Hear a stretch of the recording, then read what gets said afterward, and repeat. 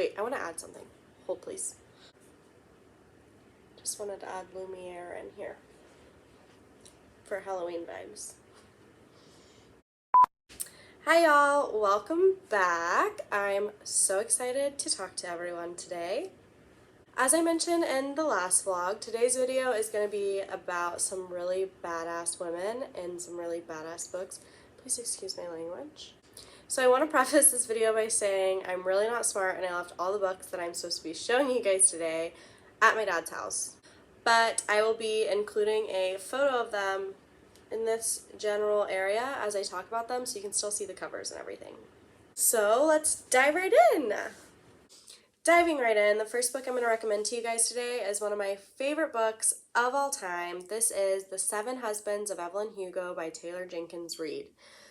This book has been described by many as groundbreaking, life-changing, earth-shattering, devastating, insane, and I think it's all of those things. It is such a phenomenal book.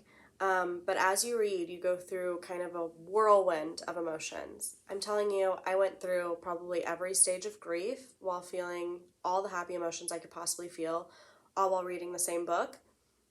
I mean, I cried through probably 75% of the book, but I'm a very emotional person, so bear that in mind. You might not cry, and that's okay. In this book, we follow Evelyn Hugo. She is a Cuban woman who got her start in old Hollywood as a huge movie icon. The book follows her from the 1950s when she came to Los Angeles to the 1980s when she decided to stop her career in film, and touches on all of her 7 husbands along the way. The setting in this book is so good. Taylor Jenkins Reid does a great job of just really immersing you in this time, in this decade, in this era. It's giving Marilyn Monroe vibes, so think about it like that, kind of. One of my favorite things about this book is it has really strong LGBTQ plus representation. It is one of the core aspects of this book. And it talks about Hollywood and sexism and gender roles and, you know, how when women get to a certain age, Hollywood doesn't care about them anymore. I don't think that the title of this book gives anything away at all, because when you look at the title, The 7 Husbands of Evelyn Hugo, you think of a woman who goes through a bunch of divorces, right? But this book is so much more than that, you guys. This is the best love story, the most heartbreaking love story of all time. Of all time. Romeo and Juliet, who? Literally who? Who are they? This book takes the cake. I cannot say enough good things about this book. If you're teetering on the edge, I recommend looking at the Goodreads reviews on this book. Make sure to skip the ones that have spoilers, because I'm telling you, people are really passionate about this book. Trust me. The next book I'm going to recommend to you guys is, no surprise, another one of my favorites of all time. It's definitely in my top 5, and I knew it was the second I read it. This is The Grace Year by Kim Liggett. The best way I can describe this book is a combination of The Hunger Games and The Handmaid's Tale, kind of. This is one of those books that I read all in one day, and I immediately felt empowered and emotional, and I couldn't stop thinking about it. It was 2 weeks later, 3 weeks later, a month later, and I was still talking about and thinking about this book. I had already moved on to different books, and I was still thinking about this one. Essentially, this book is about a town in which young girls are told that they get a power, a special power when they turn 16, that can lure grown men and make women jealous, and basically it's a power that they try to banish. So on these girls' 16th year, they're banished, which is why it's called The Grace Year. And they banish these girls into the wild so that they can release their magic, and so by the time they come back, they're basically broken and they don't have their magic anymore, and they're ready to be made wives and start families. Unfortunately, it is well known within the county that in your grace year, whenever you are banished and you go out into the wild, not all of the girls make it back alive. Unfortunately, of course, the grace year is something that you are not allowed to talk about. So all of the girls that have made it back cannot tell the other girls what they're about to face, which is crazy. I mean, I would be gossiping every day. I'd be like, yeah, so this happened, and then that girl did that, and then I did that. But luckily we have 16-year-old Tyranny James, who is about to change everything forever. And let me just tell you, Tyranny is one of my favorite characters, I think, of any book I've ever read.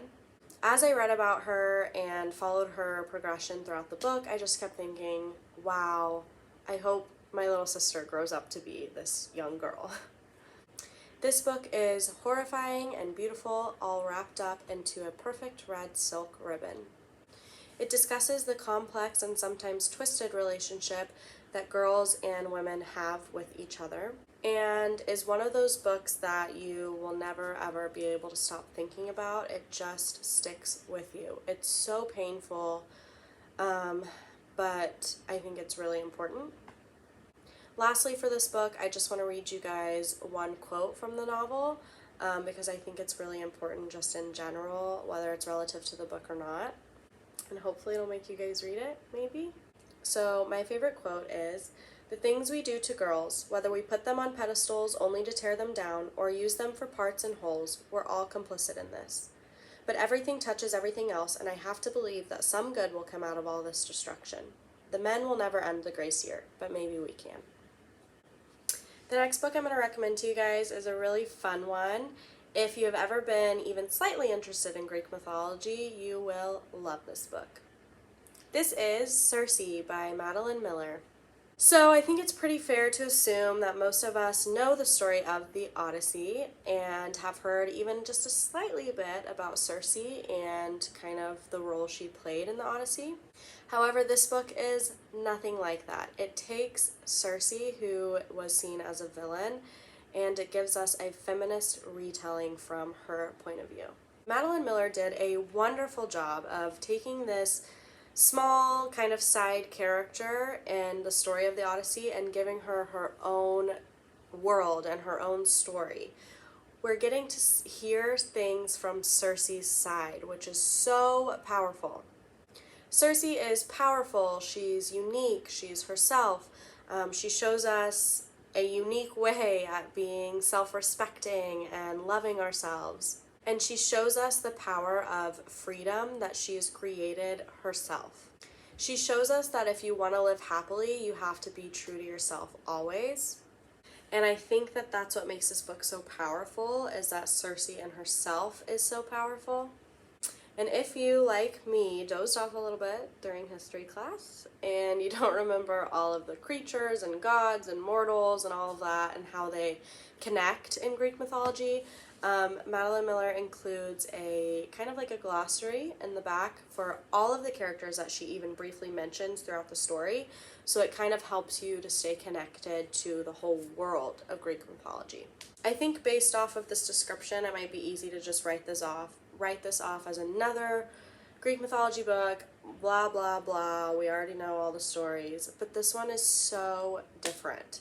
I cannot stress this enough, how different this book is. It tells the story of such a strong feminine being. You walk away from it feeling empowered, and it's kind of one of those books that you really get into the world that Madeline Miller has created, and when you finish the book, you wish you could get back into it, right? This book is a really fun read, and there's a lot of quotes in it that I took away and found meaning within, and I think that all of you guys would do the same as well.